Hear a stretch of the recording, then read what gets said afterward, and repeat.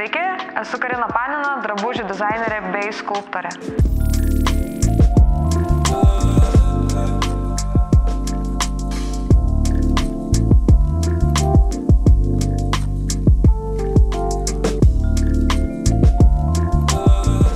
Iš tikrųjų pradėjau kurti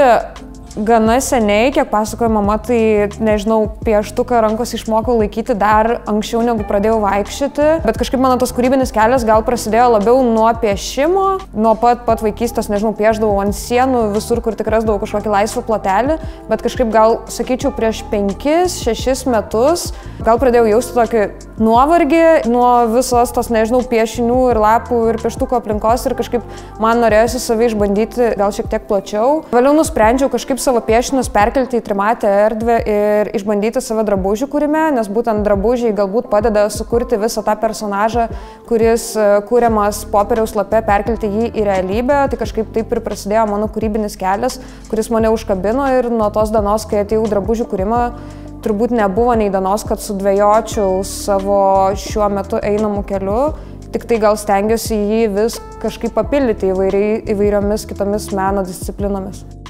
Mano studijų kelias iš tikrųjų prasidėjo galbūt ne iki galo su menu susijusioje aplinkoje. Po mokyklos aš buvau įstojusi į filosofijos fakultetą ir galbūt tas man padėjo kurti taip, kaip aš šiuo metu kuriu, nes aš esu kilus iš nedidelio miesto Elektrėnai ir augdama ten neturėjau galimybę susiformuoti pakankamai platų akiratį, tai iš tikrųjų tos studijos, nežinau, Vilniaus universitete prabuvau 2 metus, taip visiškai praplėtė ir pakeitė mano mąstymą ir vėliau metų studijos perstojau Dailės akademiją. Tai kažkaip esu dėkinga, kad turėjau galimybę pastudijuoti būtent Vilniaus universitete, nes iš tikrųjų atėjau su tokiu visiškai platesniu mąstymo bagažu ir tas man gal padėjo pradėti savo kūrybinį kelią žvelgiant dalykus iš tokios platesnės, gilesnės perspektyvos. Po Vilniaus universiteto pabaigiau mados dizaino studijos Vilniaus Dailės akademijai. Kažkaip norėjau toliau tęsti savo gal tokį akademinį kelią, nes iš tikrųjų bekuriant atsiranda ir daug teorijų, kurias norisi tiesiog užrašyti ir kažkaip užfiksuoti, kad jos galėtų išlikti uždokumentuotos ir galėtų būti perduotos galbūt kitiem kūrėjam, galbūt galėtų būti kažkam naudingos. Aš tiesiog nusprendžiau studijuoti magistrą taip pat Vilniaus Dailės akademijai, tik šį kartą skulptūros studijos, bet kaip kažkam pasakau, kad studijuoju skulptūrą, tai dažnai žmonėms asocijuoja su tuo, kad, nežinau, ten kažkokį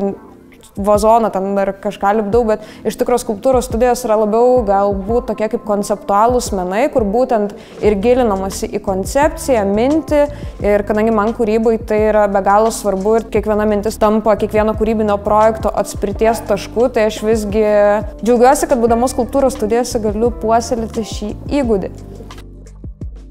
Mano įkvėpimo šaltinis yra turbūt viskas, kas mane supa, nes paprastai, jeigu tu taip sieki įgauti iš kažkur įkvėpimą ir sintetiškai bandai sukurti šį procesą, tai dažniausiai tas įkvėpimas niekada ir neateina ir dažniausiai dalykai, kurie tave įkvėpia, jie būna kur kas arčiau, negu tu bandai jų ieškoti. Tai dažniausiai aš tiesiog įsikvėpiu daiktais, kurie yra aplink mane. Aišku, prieš apsidairydama tų daiktų aš dažniausiai siekiu įsigilinti į save, kokia mintis, koks jausmas ar kokia situacija mane konkrečių momentų jaudina ir vėliau ieškau kažkokio man vizualiai patrauklaus objekto, dažniausiai tai daiktas kažkoks būna iš aplinkos ir tada bandau susijęti šitus du dalykus. Tame, man atrodo, yra kažkiek ir tvarumo idėjas, nes pastaruoju metu, nežinau, visą pasaulį yra apgaubęs kažkoks žiauriai didelis informacinis triukšmas, tai aš dėl to nesiekiu kurti naujų objektų, stengiuosi įsikvėpti kažkuo, kas mane pačią supa aplinkoje, tiesiog suteikti tiem daiktam kažkokią naują prasmę. Aš manau, kad kiekvieno žmogaus santykis su tvarumu yra labai asmeniškas procesas, nes iš tikrųjų tų tvarumo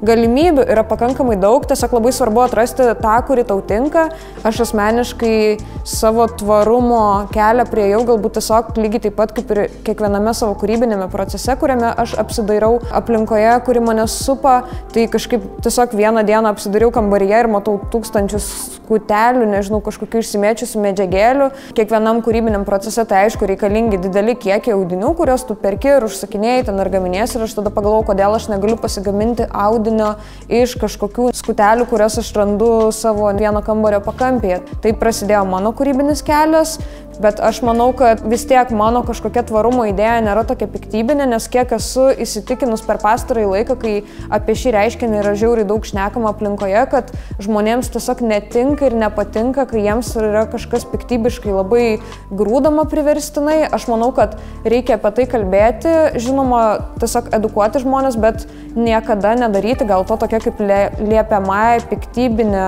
nuosaką, nes tai, kas tinka vieniem, gali netikti kitiem, čia kaip ir vegetarizmų, kur vienam tas gali tikti, o kitas gali nevalgyti mėsos ten kokią savaitę ir ten vėliau atsidurti ligoninėje. Tai man atrodo, su tvarumu irgi tu turi atrasti kažkokią šaką, kurią tau pačiam yra organiška ir patogu eiti. Ir aš manau, kad būtent mano kūrybinis kelias, panaudojant kažkokius audinių likučius, tai yra tokia gera, labai priverstinai nieko nenurodanti ir neliepianti ir nedeklaruojanti priemonė, nes aš panaudoju kažkokius savo anksčiau dėvėtus drabužius ar tos, kuriuos man atiduoda draugai, ar aš tos, kuriuos randu ten, nežinau, padėvėtų prekių parduotuvės ir kurios ten patraukia mano akį ir iš jų kuriu kaip naujus objektus ir dažniausiai jie vis tiek turi kažkokią įdomią faktūrą, ten formą ir panašiai ir tai gali įkvėpti kitus žmonės, pagalvoti, kaip jie norėtų savo kažkokius sentimentalius daiktus, kurie galbūt jau prarado dėvėjimo funkciją, kaip jie galėtų juos panaudoti antrą kartą ir taip išsaugoti su tais daiktais ryšį.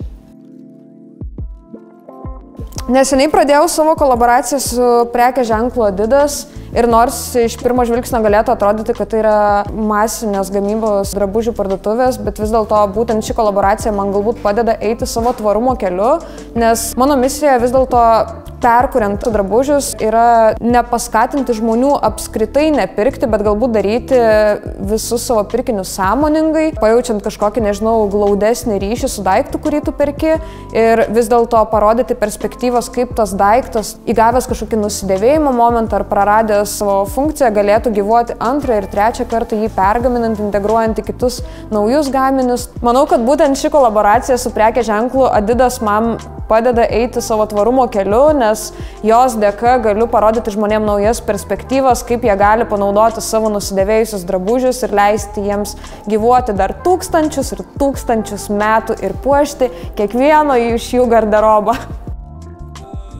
Planas yra vienas, nenustoti ieškoti įkvėpimo aplinkoje.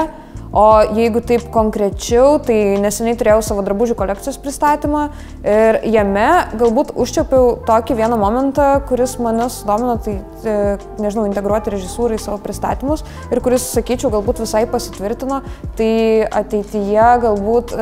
nežinau, kitais metais planuoju organizuoti naują kolekcijos pristatymą, galbūt norėčiau